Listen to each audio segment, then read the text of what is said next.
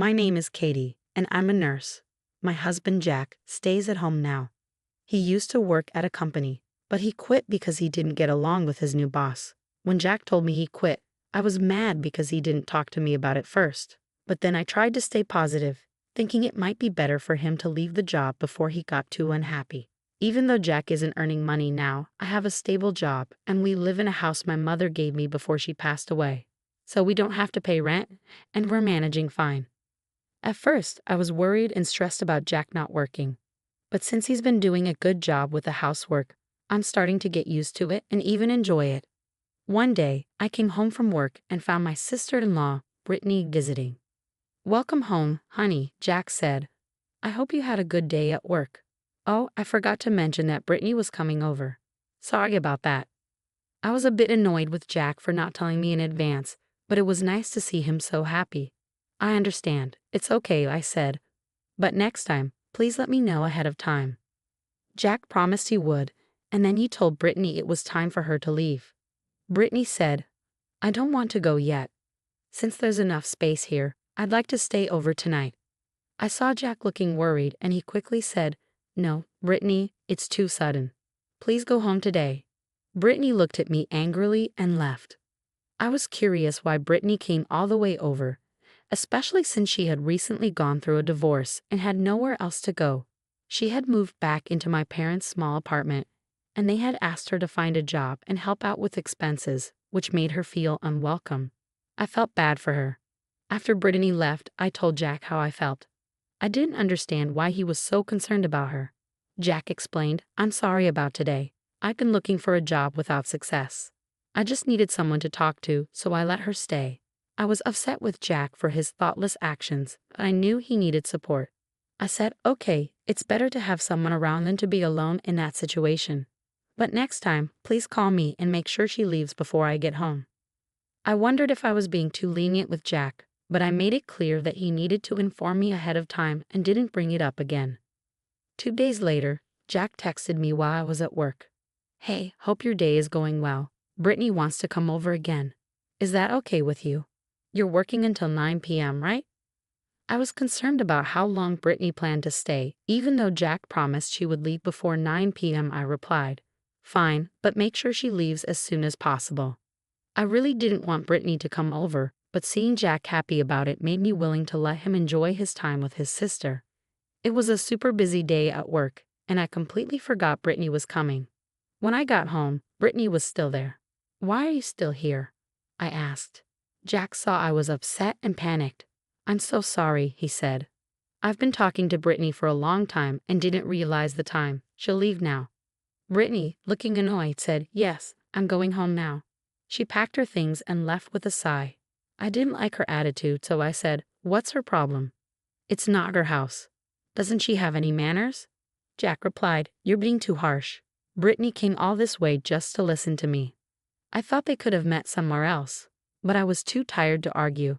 I said, "You're right, sorry. I'm just exhausted today, so I'm going to get some rest."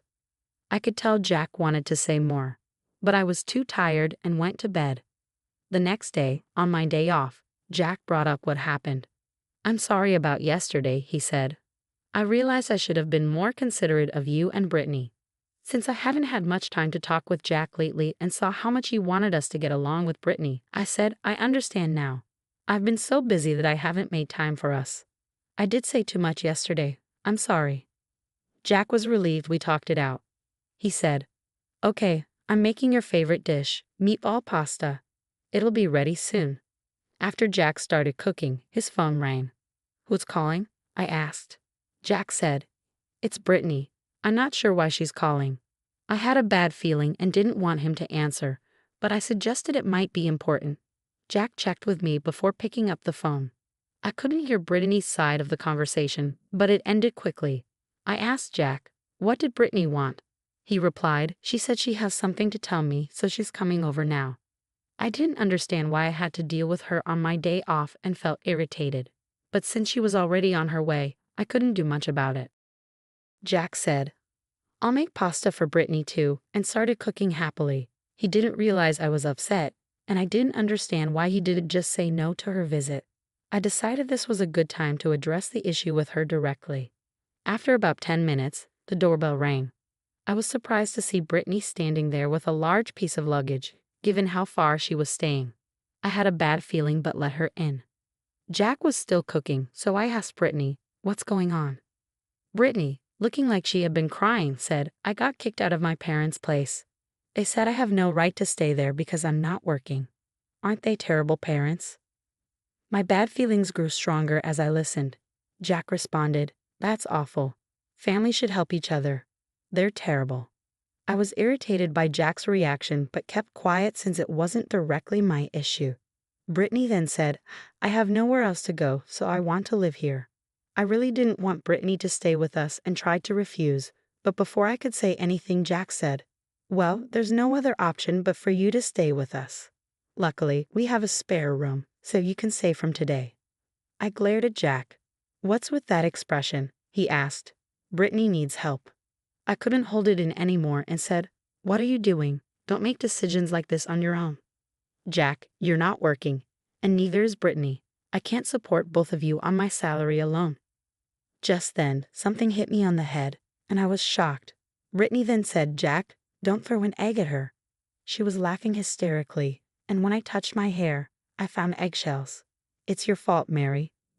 Be nicer to Brittany. If you're going to be rude, we're getting a divorce. And if we get divorced, you'll have to leave this house." Jack looked at me with a smirk, and Brittany watched me with satisfaction. Since I didn't respond, they thought I was convinced. Jack said, "Mary, are you ready to apologize? If you are, go take a shower, and then we can eat the meatball pasta I made and discuss how we're all going to live together." Jack happily went back to cooking, while Brittany relaxed on the couch, snickering and watching TV. I had a lot to say to both of them, but for now, I grabbed Brittany's luggage and threw it off the balcony. They were shocked and yelled, "What are you doing? Are you out of your mind?" Jack panicked and told me to go get the stuff I had thrown out. But I replied, "Why should I? This is my house. I won't let you do anything more," I said firmly. Jack argued, "What are you talking about? This is our house. As husband and wife, it's my house too, and I'm letting my sister stay here." I just scoffed and laughed. Jack asked, "What's so funny? Don't you know I own this house?" I said, "It was given to me by my mother, so you have no claim to it." Jack and Brittany looked shocked. "Really? Oh no, that can't be right," they said. "Even if that's true, since we're married, it doesn't really matter." They started mumbling, so I said, "This house is mine. If you want to live with your sister so badly, why don't you rent a place for both of you? Also, why should I support people who aren't working? Jack, you worked hard until you quit, so I didn't say anything, but now you're not even doing housework. Honestly, I'd rather live alone." When I shared how I'd been feeling, Jack replied, "Oh really? So that's how you feel? Well, I don't want a wife who doesn't support my family and can't even appreciate me for taking care of the house." As he said this, Jack pulled out a divorce paper. Seeing how neatly it was prepared, I realized that Brittany must have come up with the idea. "I've already filled out my part," Jack said. "All you need to do is sign it. I'll give you some time to think. Just contact me when you want to apologize." After that, they both left. I quickly took a shower, signed the divorce papers, and went to submit them. I suspected that Jack had shown me the papers to scare me. Even though it was Brittany's idea, Jack went along with it, and I didn't want a husband who would do that to his wife. A few days later, Jack called and asked, "Are you ready to apologize?" I was furious and replied, "Shouldn't you be the one calling me first? I don't have time for this." Jack's condescending tone made me even angrier. I said, "Why are you calling me all of a sudden? Why should I contact you, a stranger now?" He responded, "What do you mean, a stranger? Is something wrong with you?" It was clear Jack didn't understand what was happening, so I told him calmly, "I've submitted the divorce papers and it's finalized. We're strangers now. Also, I sold the house, so even if you want to come back, it won't matter. I've quit my job and am starting fresh somewhere else. I've sent all your things to your parents and they should be arriving soon. I'm a bit worried though since their place is small. Will everything fit?" Jack sounded confused and started arguing with someone on his end of the phone. "Anyway, you were the one who suggested getting a divorce, right? I have nothing more to say to you. Since I want nothing to do with you, I'm going to block you. Goodbye. My ex-husband was shouting on the phone, but I didn't care. I hung up and blocked his number. A few months later, I was in the area where I used to live. While stopping by a supermarket, I saw someone who looked like Jack working there. It seemed he had made a mistake at work, and a much younger woman was scolding him. "How many times do I have to tell you? Don't make me repeat myself," she said, while other workers laughed. I felt a bit sorry for him, but he was just a stranger to me now. Maybe if Jack had handled his sister better, things might have turned out differently. Still, I'm glad I divorced him. I'm enjoying my life as a single person.